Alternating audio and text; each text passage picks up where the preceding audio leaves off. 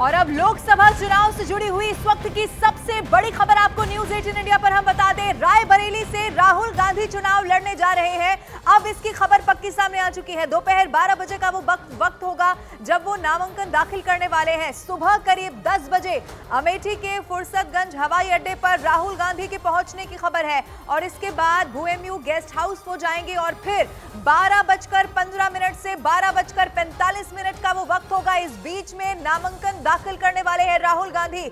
इससे पहले कई तरह की अटकलें लगाई गई कि अमेठी से क्या फिर से चुनाव लड़ेंगे, लेकिन अब यह साफ हो चुका है कि रायबरेली से राहुल गांधी चुनाव लड़ने जा रहे हैं और इसी को लेकर बाकायदा आज नॉमिनेशन फाइल वो कर देंगे। ये वही रायबरेली लोकसभा की सीट है, ये वही रायबरेली है जहां से उनकी मां सोनिया गांधी सांसद रही, लेकिन अब राज्यसभा वो जा चुकी है और उन्हीं के जाने से सीट खाली हो गई। लिहाजा गांधी परिवार ही अब इस सीट को यहां पर संभालने वाला है। अरुण सिंह मेरे सहयोगी फोन लाइन पर ज्यादा जानकारी के साथ जुड़ गए। अरुण, इससे पहले अटकलें बहुत सारी थी लेकिन सब पर अब विराम लग चुका है। क्या जानकारी है आज के कार्यक्रम की, सबसे पहले ये बताइए।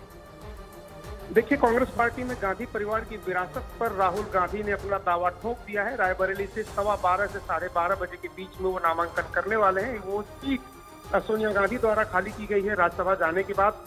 कयास लगाए जा रहे थे कि उनकी जो परंपरागत सीट है 2004 से जो अमेठी जहां से वो जीतते रहे थे, 2019 में हार गए थे, वहां से चुनाव लड़ेंगे।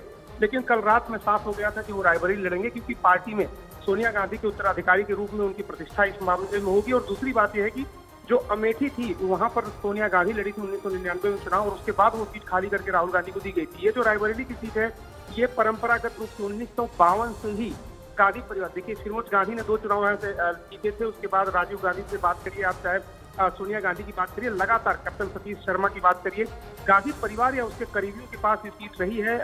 बहुत ही सुरक्षित सीट है। राहुल गांधी ने चुना है रायबरेली को और आज 10:20 पर वो फुर्सतगंज हवाई पट्टी पर पहुंचेंगे जहां से सीधे नामांकन का कार्यक्रम है। उसके बाद सीधे वो पूरे चले जाएंगे जहां पर उनकी शाम को 5 बजे एक जनसभा है शिवाजी नगर में।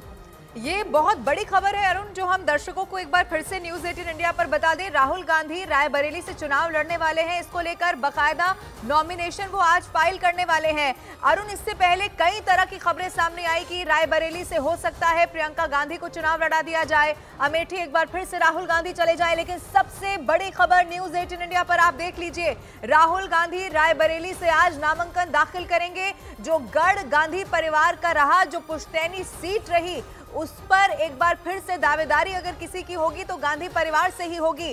अरुण, सवाल ये है कि अब भारतीय जनता पार्टी और पूरा आप देखेंगे तो जिसको लेकर पहले भी बयानबाजी हो रही थी, अमित शाह तो ये तक न्यूज 18 को दिए एक्सक्लूसिव इंटरव्यू में कह चुके हैं कि पुश्तैनी सीट पर लड़ने का भी आत्मविश्वास नहीं है कांग्रेस पार्टी में। अब इस डिसीजन से कांग्रेस पार्टी और घिरने वाली है क्या?